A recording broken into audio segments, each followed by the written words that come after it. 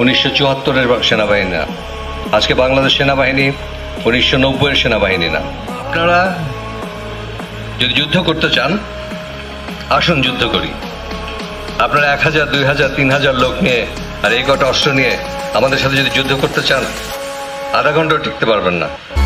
আমরা সেনাবাহিনী, police, answer, BGB মিলে আমরা যারা আছি, তাদের সাথে আপনারা 30 মিনিট যুদ্ধ করেন। আসেন, বলেন, আমরা জায়গা ঠিক করি।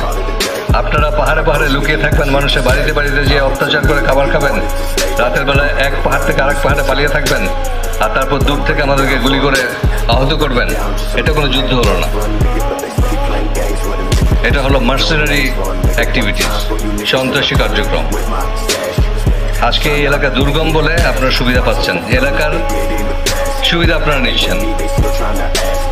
আজকে যদি বাংলাদেশের অন্যান্য জেলার মতো হতো, তাহলে আমাদের প্রয়োজন হতো না।